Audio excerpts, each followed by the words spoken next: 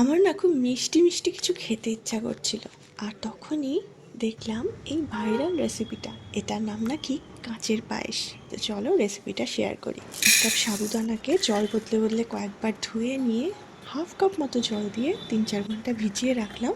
তারপরে মিক্সিং জারে এটাকে দিলাম, স্বাদ মতো অল্প একটু চিনি দিলাম, দিয়ে এটাকে একটু গোটা গোটা অবস্থায় পেস্ট করে নিতে হবে। তারপর হাতে একটু ঘি মাখিয়ে নিয়ে এরকম ছোট্ট ছোট্ট সাবুদানার বল বানিয়ে নিলাম।